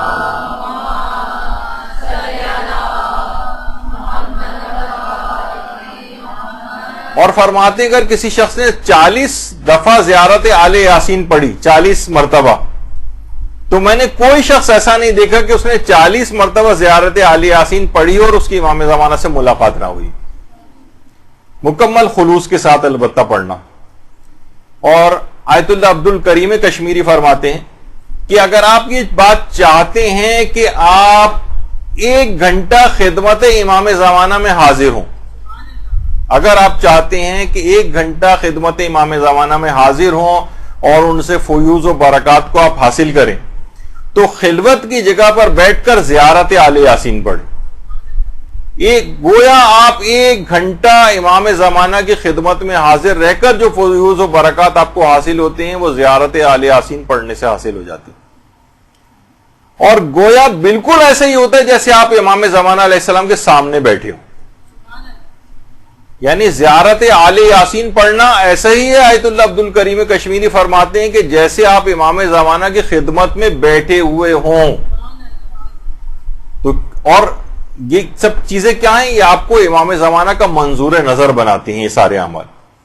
اور یہی وجہ ہے کہ آیت اللہ علی آقا قاضی یہ کہتے تھے کہ دعائے فرج الہی عظم البلاؤ والی دعا جو ہے، آج کل دیکھیے بہت سارے، وہی میں بار بار جس کا تذکرہ کر کے آپ کو اس کا احساس دلاتا ہوں کہ وہابی العقیدہ قسم کے بہت سارے افراد ان تمام دعاؤں کو بھی رد کرنے لگے، جبکہ یہ تمام چیزیں علماء مجتہدین عرفا کہتے ہیں امام سے ہمارے ارتباط کو بڑھاتے ہیں۔ تو فرماتے ہیں کہ دعائے فرج الہی عظم البلاؤ والی جو دعا ہے، یہ اگر آپ روزانہ اگر آپ پڑھنے لگیں گے تو امام سے آپ کا ارتباط بڑھتا چلا جائے گا اور امام اتنے ہی آپ کی طرف متوجہ ہوتے چلے جائیں گے، ان کی نگاہ لطف اور عنایت آپ کے اوپر پڑنے لگے گی۔ دیکھیے اور یہ ایک اس کا بھی تقاضا ہے نا، آپ خود سوچیں کہ جس طریقے سے روزانہ کی بنیاد پر اگر کوئی شخص آپ کو تحائف بھیجنے لگے تو نہیں بھی اگر آپ کے دماغ میں اس کا خیال ہو تو آپ خود بخود ایک قلبی جھکاؤ اس کی طرف ہوتا چلا جاتا ہے کہ کون مومن ہے جو ہمیں روزانہ کی بنیاد پر تحفے بھیج رہا ہے۔ تو امام زمانہ جیسا کریم وہ جب روزانہ کی بنیاد پر یہ تحائف ان کی طرف جائیں گے تو خود بخود ان کی نگاہ لطف و کرم آپ کی طرف ہونے لگے گی اور آپ ان کے منظور نظر بننے لگیں گے۔ تو اچھا اب دیکھیے بہت ساری چیزیں ایسی ہیں ارتباط کے حوالے سے جب بھی گفتگو ہوتی ہے تو لوگ فوراً دماغ میں ان کے یہ آتا ہے کہ بس براہ راست بس امام زمانہ سے ہماری ملاقاتیں شروع ہو جائیں، دو بدو ہم بیٹھے ہوئے ہوں، جبکہ یہ روحانی ارتباط اصلاً اسی کی طرف اشارہ ہوتا ہے. یہی وجہ ہے کہ آیت اللہ خامنہی یہ بات رہبر معظم بیان فرماتے ہیں کہ جس قدر امام زمانہ سے ارتباط ہمارا بڑھتا ہے اسی قدر اس دنیا اور اس کے اہداف کی طرف ہم تیزی کے ساتھ بڑھتے ہیں. یعنی جو دنیاوی اہداف بھی آپ کے ہدف ہیں، آپ کے مقاصد ہیں، جتنا امام سے ارتباط آپ کا مضبوط ہوگا اسی قدر آپ اپنے اہداف کو حاصل کر سکیں گے، اسی قدر آپ کو فوائد حاصل ہوں گے. اور یہ توسل فرماتے ہیں مختلف زیارات سے جو کہ سند کے اعتبار سے بھی معتبر ہیں، ان زیارات کو پڑھنے سے بھی ممکن ہے کہ امام سے آپ کا ارتباط بڑھتا چلا جائے. اور البتہ انہوں نے ایک بات کی تنبیہ کی ہے رہبر معظم نے، اور سارے مراجع ہی کرتے ہیں، کہ یہ توسل یہاں پر اس سے مراد اس طرح کی ملاقاتیں نہیں ہیں کہ جس میں دعوی نیابت و سفارت وغیرہ پایا جائے. مثلا لوگ کہنے لگیں کہ ہماری امام زمانہ سے ملاقات ہو رہی ہے. اچھا ایک بات بھی فرماتے ہیں کہ اکثر بہت سے افراد جو یہ بات کہہ دیتے ہیں کہ ہماری امام زمانہ سے ملاقات ہوئی ہے، تو اکثر وہ افراد جھوٹے بھی نہیں ہوتے، بلکہ وہ ایسا تخیل کرتے ہیں، یعنی اپنے آپ کو اس قدر اس میں لے جاتے ہیں کہ جیسے امام زمانہ سے وہ مل رہے ہیں. تو بعض اوقات اگر وہ کہتے بھی ہیں کہ ہماری ملاقات ہوئی تو اصلاً وہ تخیل ہوتا ہے، وہ اس کو حقیقت سمجھ کر بیان کرتے ہیں، جبکہ وہ جھوٹ بھی نہیں ہوتا. دوسرے البتہ اس طرح کی باتوں کو قبول نہ کریں کہ ہماری براہ راست امام سے اس طرح سے ملاقات ہوتی ہے. اس میں فرماتے ہیں کہ درست اور منطقی طریقہ وہی ہے جو دور سے توسل کہلاتا ہے. یعنی یہ نہیں کہ ہم ہر وقت امام زمانہ کی خدمت میں براہ راست بیٹھ کے سوال جواب باتیں وغیرہ کر رہے ہیں، وہ بھی دوسروں کو آ کر بتائی جا رہی ہیں، ایسا نہیں ہے. بلکہ وہ توسل اور ارتباط بھی بالکل ممکن ہے کہ جو دور سے کیا جاتا ہے، کہ جس میں ہم اپنے مخاطب کو دور سے بات کرتے ہیں، امام زمانہ تک ہماری بات پہنچتی ہے اور وہ ہماری حاجات بھی ان تک پہنچتی ہیں اور وہ اس کو انشاءاللہ جو ہے وہ قبول فرماتے ہیں. تو یہ بالکل اس طرح سے ممکن ہے. البتہ یہ تاثر بھی نہ ہو کہ اس کے اندر کوئی اس طرح کی بات کی جا رہی کہ امام زمانہ، کیونکہ اس کا بھی انکار ہونے لگا کہ اصلاً امام زمانہ کی زیارت ممکن ہی نہیں. یہ بھی بہت ساری جگہوں پہ اس طرح کی سوشل میڈیا پہ بحثیں شروع ہو گئی ہیں. تمام مراجع نے کہا کہ نہیں، ممکن تو ہے کہ امام زمانہ علیہ السلام کے رخ زیبا کی زیارت کسی کو ہو جائے، بالکل یہ ممکن ہے. اور البتہ یہ ضرور ہے کہ اس میں تڑپ کو فوقیت ہے کہ آپ کے دل میں کتنی شوق اور تڑپ جو ہے وہ پائی جاتی. اچھا ابھی کچھ دن پہلے دیکھیے شہزادہ علی اکبر علیہ الصلوۃ والسلام کی تاریخ ولادت گزری.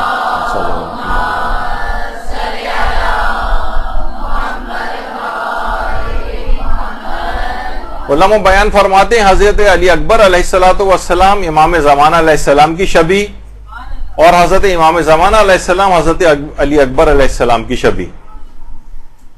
اور جس وقت شب عاشور، روز عاشور جب امام حسین علیہ السلام نے حضرت علی اکبر کو میدان کی طرف رخصت کیا تھا، تو اس وقت یہی بات تو کہی تھی کہ خدا را تو اس قوم کے اوپر گواہ رہنا کہ آج میں اس کو جنگ پر بھیج رہا ہوں کہ جو کہ تیرے رسول کی شبیہ ہے، صورت میں، سیرت میں، گفتار میں، کردار میں.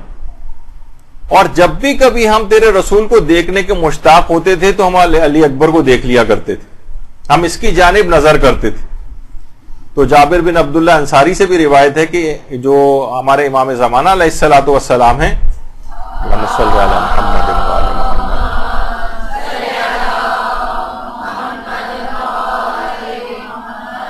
وہ رسول اللہ کے ہم نام بھی ہیں اور ان کی ہم کنیت بھی، اور صورت اور سیرت میں بہت زیادہ پیغمبر اسلام کے مشابہ ہیں.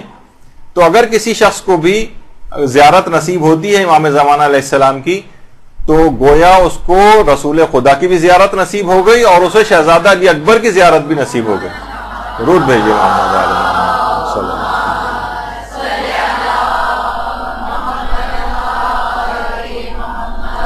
اور ان ہستیوں کی زیارت سوچی کس قدر عظمت کی بات ہوگی، کس قدر عظمت کی بات ہوگی کہ علامہ تقی جعفری جو کہ آیت اللہ بہجت کے دوستوں میں سے تھے، وہ فرماتے ہیں کہ جو روایات میں یہ بات آئی ہے کہ علماء کی زیارت پروردگار عالم کے نزدیک خانہ کعبہ کے 70 طوافوں سے زیادہ افضل ہے، صرف عالم کے چہرے کی طرف دیکھنا. تو کہتے تھے کہ اس کی سب سے زیادہ نمایاں ترین مثال میری نگاہ میں آیت اللہ بہجت کی مثال، یعنی فرماتے ہیں حج کے معنی قصد کرنا، یعنی اگر تم نے ایک ولی خدا کو دیکھ لیا تو گویا تم حج کر کے آ گئے. یہی وجہ ہے کہ آیت اللہ محمد حسین طباطبائی سے آ کر لوگ کہتے تھے کہ آپ نے ہمیں درس اخلاق دیں، تو وہ کہتے تھے دیکھو درس اخلاق کوئی درس دینے کی چیز نہیں ہے، ایک عملی چیز ہے، اور اگر تم اس کی کوئی عملی تفسیر دیکھنا چاہتے ہو تو آیت اللہ بہجت کو جا کر دیکھ لو، کوئی درس کی چلتی پھرتی تصویر ہے. تو سوچیے کہ جو عام یعنی جو عالم دین ہیں ان کے چہرے کی زیارت 70 طوافوں کے برابر ہو، تو امام زمانہ علیہ السلام کے چہرے کی زیارت، اور جن کی زیارت گویا پیغمبر اسلام اور شہزادہ علی اکبر کی زیارت بھی ہو کہ وہ ان کی بالکل شبیہ، تو کس قدر یہ زیارت پر عظمت ہوگی، کس قدر ثواب و فوائد رکھتی ہوگی. البتہ علماء ایک بات اور فرماتے ہیں کہ عالم کے چہرے کی زیارت کا تو ابھی آپ نے سنا، تو کیا بس عالم کے چہرے کی زیارت کرنا ثواب ہے؟ وہ فرماتے ہیں کیا اس بات کا شوق نہیں ہوتا کہ کچھ علم ہم بھی حاصل کر لیں اور ہمارے چہرے کی بھی زیارت ثواب بن جائے؟ یعنی اس سے آگے بھی تو انسان کو بڑھنا چاہیے نا، یہ نہیں کہ صرف ان حدیثوں کو پڑھ کر خوش ہو جائے اور کہا کہ ہاں ٹھیک ہے ہم دوسروں کے چہروں کی زیارت کرتے رہیں گے. نہیں، آپ کو خود بھی تو کسی طور پر کچھ حاصل کرنا ہے. اور دیکھیے بہرحال یہ کہ علم دین حاصل کرنے کے لیے جو توفیقات ہیں، آپ کا ماشاءاللہ علم دین کے لیے یہاں پر آنا اس بات کی گویا ایک لحاظ سے دلیل بنتا ہے کہ امام زمانہ علیہ السلام آپ سے راضی اور خوش ہیں. اللہم صلی علی محمد.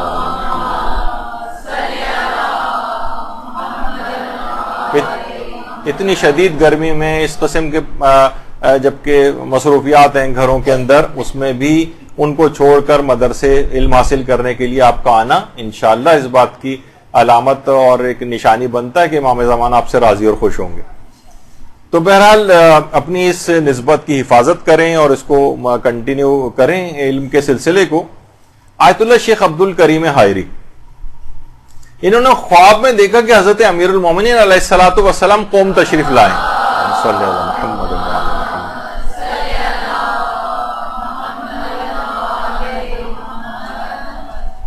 اور امام علی علیہ السلام قوم تشریف لائے اور قوم میں دانہ ڈال رہے ہیں، دانہ چھڑک رہے ہیں. یہ بیدار ہوئے اور اس کے بعد کہا کہ مجھے قوم جانا ہے، اور کیونکہ امام نے شہر قوم میں دانہ ڈالا ہے، امام باب مدینۃ العلم ہے، انہوں نے دانہ ڈالا ہے، تو میں وہاں جا کر اس کی آبیاری کروں گا قوم میں.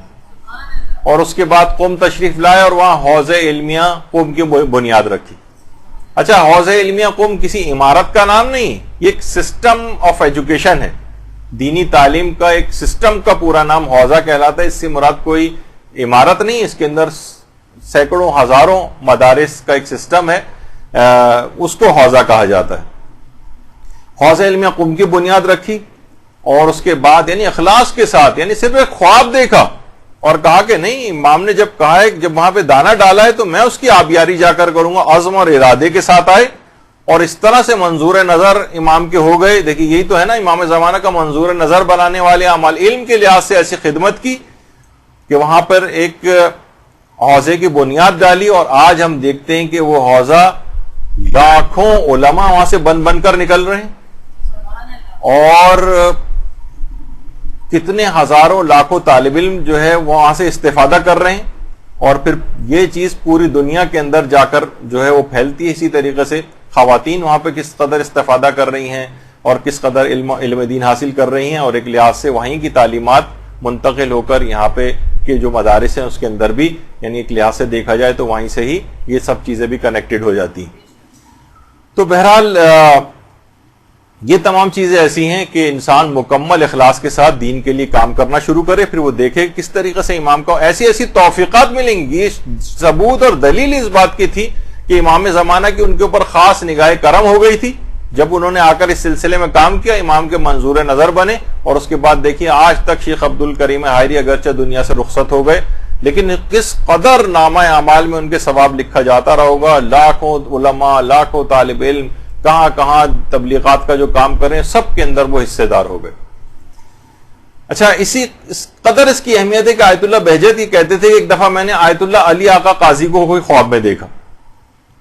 آیت اللہ علی آقا قاضی کہتے ہیں کہ مجھے خواب میں آ کر انہوں نے کہا، غالباً آیت اللہ بہجت کے جوانی کے دور کا جو ہے وہ خواب ہوگا، کہا کہ جب کبھی بھی درس کے اوقات میں اور نماز جماعت میں ٹکراؤ ہو جائے، یعنی نماز جماعت کا بھی ٹائم ہے اور درس کا بھی ٹائم ہے، تو تم بطور طالب علم درس کو مقدم کر دینا، کیونکہ نماز جماعت پڑھنا مستحب ہے اور علم دین حاصل کرنا تمہارے لیے اس وقت واجب.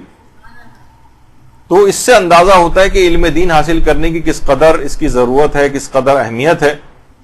اور یہی وجہ ہے کہ آیت اللہ وحید خراسانی نے مسجد اعظم قم میں جو درس خارج دے رہے تھے تو درس سے اپنے روک کر بیچ میں کہا کہ میں کچھ جملے آپ لوگوں کو کہنا چاہتا ہوں کہ آپ خواہ جوان ہو خواہ بوڑھے ہوں، اگر آپ لوگ یہ کام کریں گے جو اب میں بتانے والا ہوں تو یہ عمل آپ کے لیے اکسیر اعظم بن جائے گا، یعنی آپ کی روح کو ایسا پاک و پاکیزہ بنا دے گا کہ واقعتاً انسان اپنے اندر تبدیلی کو محسوس کرے. اگر آپ کسی ایک گمراہ کو، فقط ایک چخوا ایک ہی صحیح، ایک گمراہ کو آپ راہ راست پر لے آئیں. کوئی شخص اگر اللہ سے جدا ہو گیا ہے تو آپ اس کو اللہ سے، ایک شخص کو ہی اللہ سے روشناس کروا دیں. کسی ایک گناہ گار کو ہی آپ توبہ کی طرف مائل کر دیں. امام زمانہ علیہ السلام سے کوئی شخص دور ہے، اسے امام زمانہ کے قریب لے آئیں، خواہ ایک شخص ہی کیوں نہ ہو.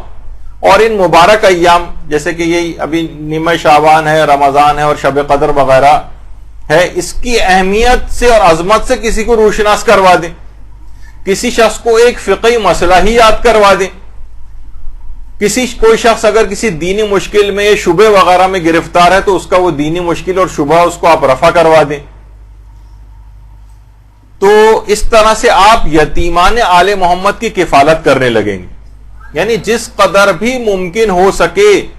اور فرماتے ہیں جس قدر بھی ممکن ہو سکے اگر آپ ایک کام اور کر لیں، یہ بھی عمل آپ کو امام کا منظور نظر بنا دے گا، آپ کی روح کے لیے اکسیر اعظم بن جائے گا، اور وہ ہے ایک مکمل قرآن پڑھ کر امام زمانہ کی خدمت میں ہدیہ کریں.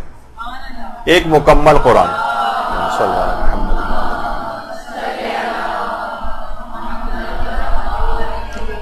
اب اس میں میں آپ کو ایک اپنی طرف سے ایک اضافہ کر کے ایک بات اور بیچ میں بتا دوں.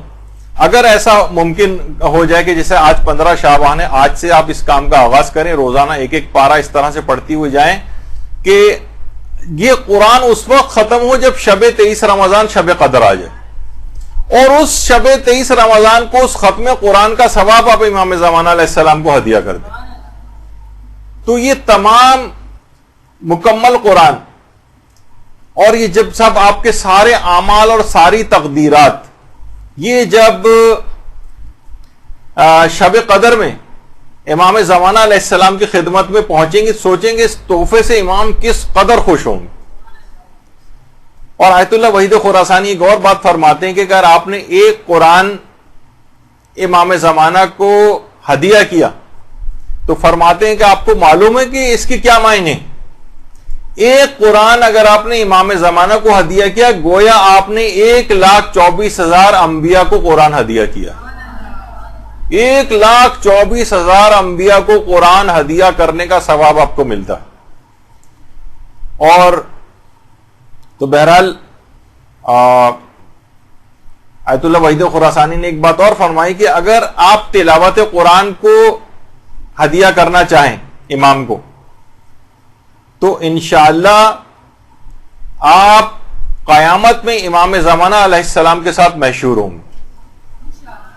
امام زمانہ علیہ السلام، یہ عمل اس بات کا لازمہ بنے گا کہ آپ امام زمانہ علیہ السلام کے ساتھ قیامت میں محشور کیے جائیں. اور آپ کو پتہ ہے اگر امام زمانہ کے ساتھ بھی کھڑے ہونے کی ہم میں صلاحیت پیدا ہو گئی تو ہمارا بیڑا پار ہو جائے گا قیامت کے روز.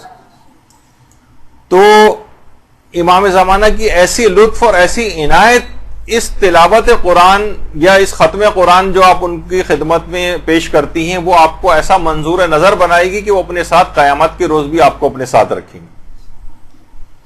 اور یہ بھی بات بیان فرمائی کہ دیکھیں امام زمانہ جو ہیں وہ دنیا کا محور ہے، پوری دنیا ان کے گرد گھوم رہی، ان کے گرد چکر کاٹ رہی ہے، تمام موجودات کا مرکز ہے امام زمانہ. اچھا، اگر آپ کچھ آیات پڑھ کر بھی امام زمانہ کی خدمت میں ہدیہ کرتی ہیں تو امام زمانہ جو آنے والی شب قدر ہے اس میں خاص وہ آیات قرآنی ان کی خدمت میں ہدیہ کرنا وہ امام زمانہ کی خاص لطف اور عنایت کی نگاہ آپ کے اوپر ڈلواتا ہے. اور آیت اللہ وحید خراسانی یہ بات بھی فرماتے ہیں کہ قرآن اور امام زمانہ کی جو عنایات ہیں یہ جب باہمی طور پر ضمیمہ ہو جائیں، یہ جب دونوں چیزیں مل جائیں آپس میں، جب یہ دونوں چیزیں مل جائیں گی تو واقعتاً آپ کی روح کو فرماتے ہیں کہ معراج نصیب ہو جائے گی. اور ایک اور بات کہی کہ امام زمانہ علیہ السلام کی خدمت میں فرماتے ہیں کہ اگر کوئی اس بات کا عادی بن جائے، اس بات کا عادی بن جائے کہ وہ روزانہ کچھ نہ کچھ تلاوت کر کے امام زمانہ کی خدمت میں روانہ کرے، یہ ہدیہ روانہ کرے، تو فرماتے ہیں کہ دو چیزوں کے متعلق، یعنی ایک تو سب سے پہلی تو چیز ہے قرآن کو زیادہ سے زیادہ پڑھ کر آپ ہدیہ کرنے کے اگر عادی بن گئے قرآن، تو دیکھیں قرآن کوشش کریں کہ زیادہ سے زیادہ قرآن کو اپنی زندگی میں روزانہ کی بنیاد پر اس کی کچھ تلاوت کریں اور امام زمانہ علیہ السلام کو اس کا ہدیہ کریں، بچوں کو بھی اس کا عادی بنائیں، بچوں کو بھی عادی بنائیں. اور دوسری ایک اور چیز ہے امام زمانہ علیہ السلام کے لیے درود پڑھنا اور جس میں وہ عجل فرجہم کا اضافہ کیا جائے. اللہم صلی علی محمد وعلی محمد.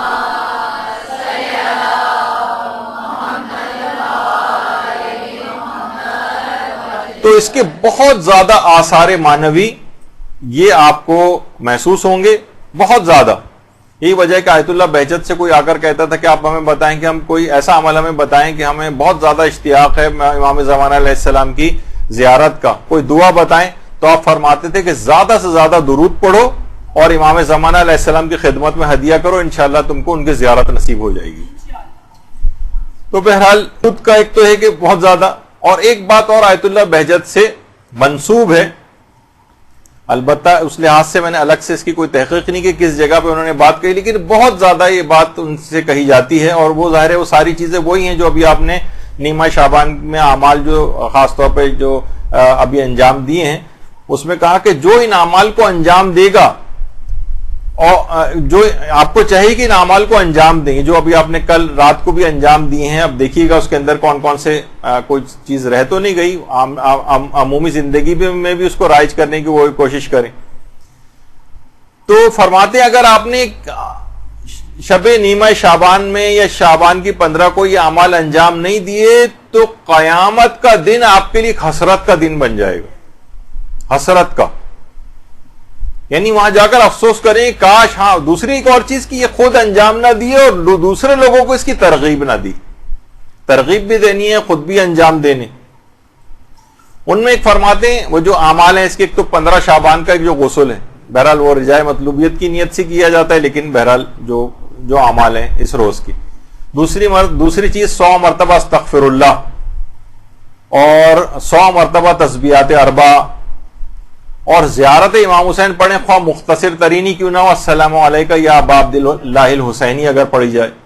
اس کے علاوہ یہ کہ نماز جعفر طیار، اور اس کے علاوہ دعائے کمیل، اور ظہور امام زمانہ علیہ السلام کے لیے سلامتی کے لیے صدقہ دینا، امام زمانہ کے لیے ان کی سلامتی کے لیے صدقہ دینا.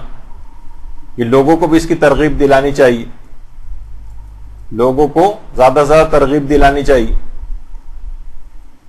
اور آیت اللہ امینی ایک بات اور فرماتے تھے کہ امام زمانہ کے لیے صدقہ خاص طور پر 15 شعبان کو بھی دیں، اور اس کے علاوہ شب عاشور بھی اور روز عاشور بھی امام زمانہ کے لیے خاص طور پر صدقہ دینا چاہیے، کہ اس رات کو اور اس دن امام زمانہ کا دل بہت زیادہ غمگین ہوتا، ان کے لیے خاص طور پر اس وقت صدقہ نکالنا چاہیے.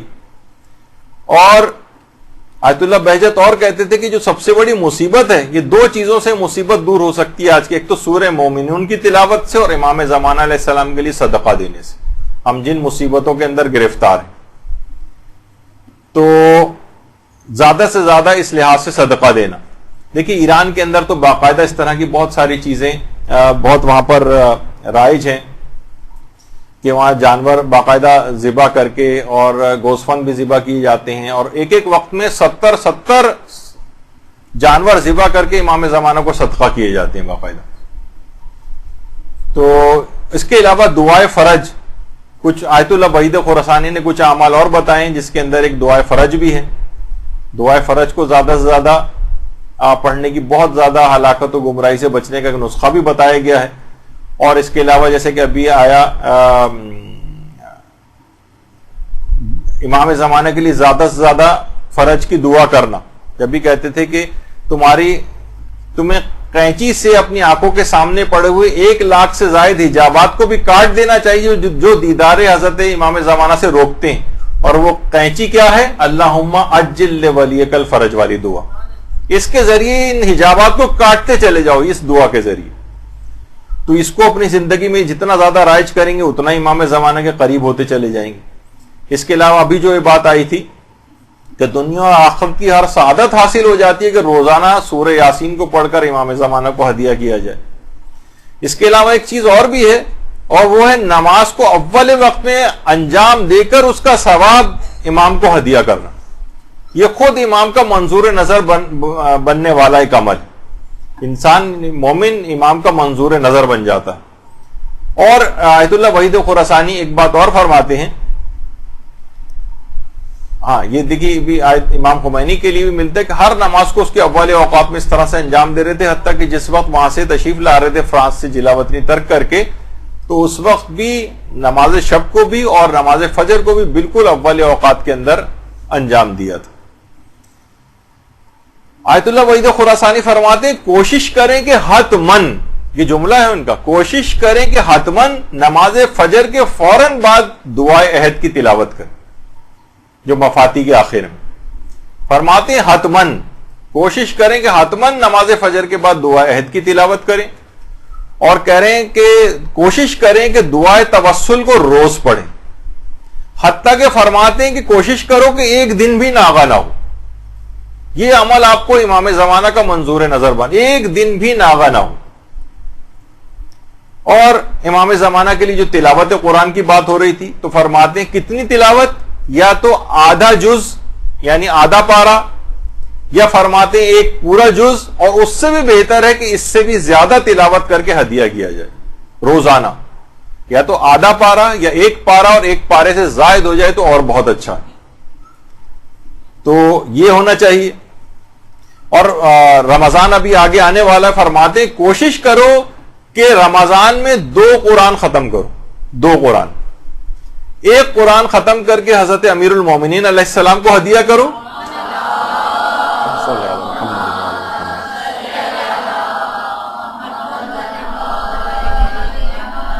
اور دوسرا قرآن ختم کر کے امام زمانہ علیہ الصلوۃ والسلام کو ہدیہ کرو.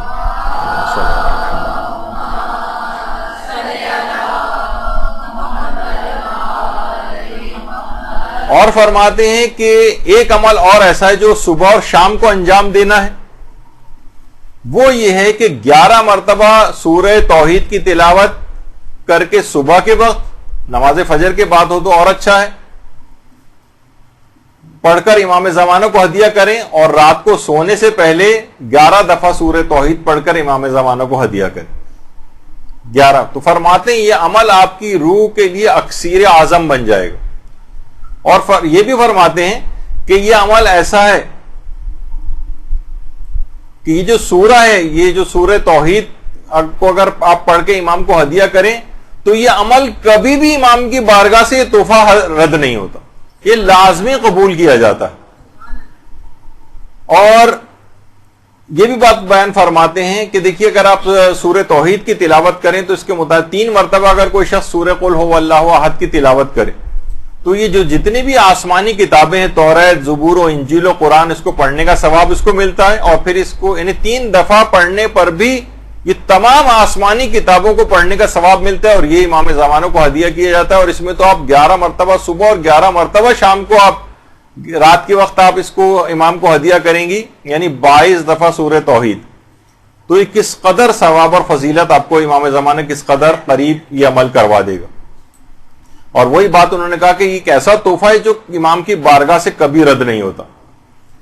اور اس کے علاوہ فرمایا وہی بات کہ جو صدقہ دینے کی بات ہے، اس میں ہمارے علماء یہ بات بھی بیان فرماتے ہیں کہ اس میں ایک کام اور کر لیں تو اس میں کبھی صدقہ بھی کبھی رد ہونے کا امکان نہیں ہوگا. وہ یہ ہے کہ صدقہ امام زمانہ کو امام رضا علیہ السلام کی طرف سے ادا کیا جائے. درود بھیجیے نا محمد علیہ محمد.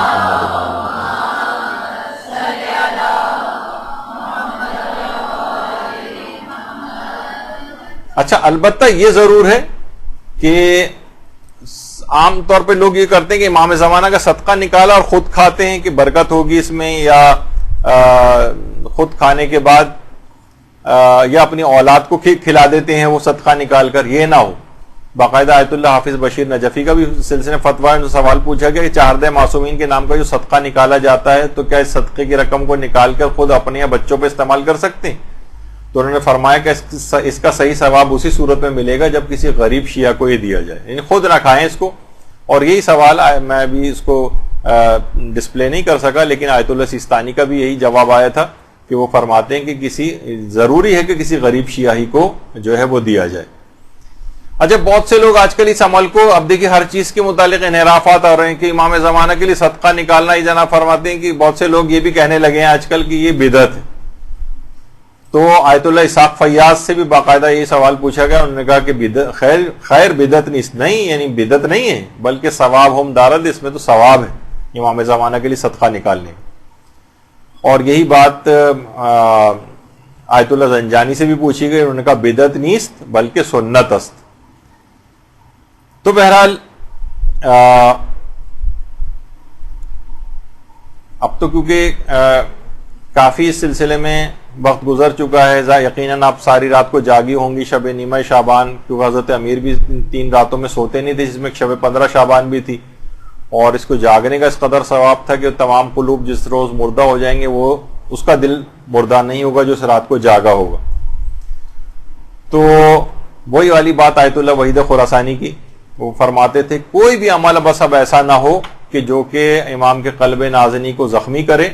تو لہٰذا ضرورت اس عمر کی ہے کہ بہرحال توبہ انسان آج کے دن کر لے اور کہے کہ مولا بس میں آج سے سچی توبہ کر کے آپ کا حقیقی طور پر خدمت گزار آج سے بن جاؤں گا، آپ کا اطاعت کرنے والا ایک مومن بن جاؤں گا یا مومنہ بن جاؤں گی.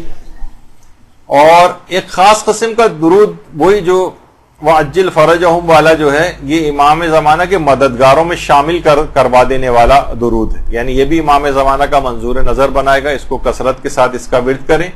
اور ایک دعا اور بھی ہے، اللہم صلی علی محمد وعلی آل محمد.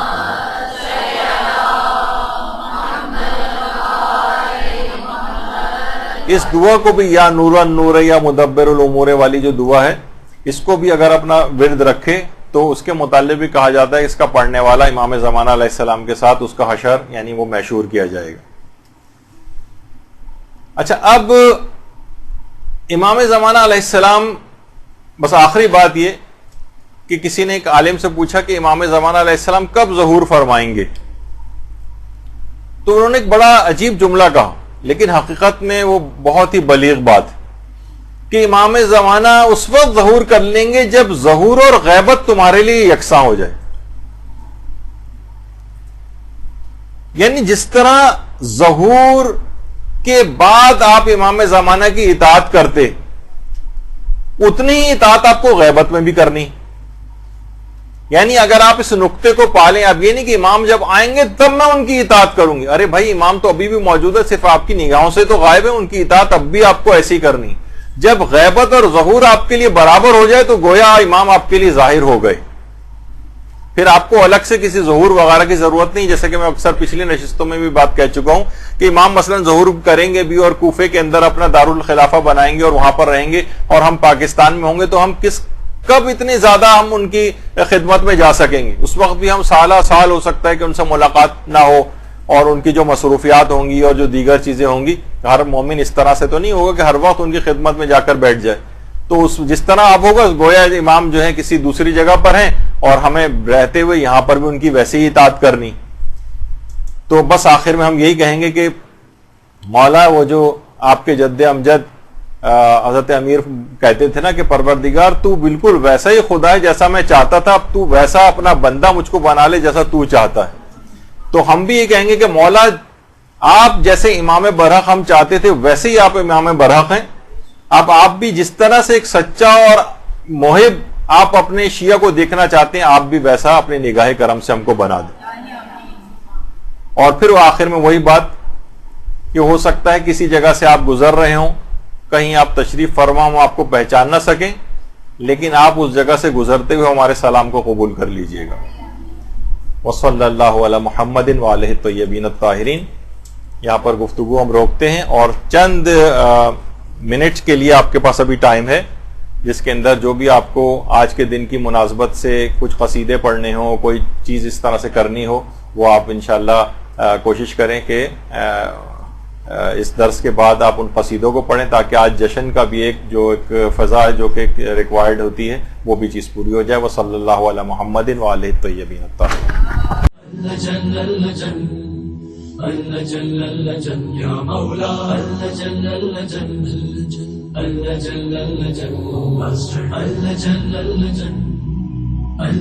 یا صاحب السماء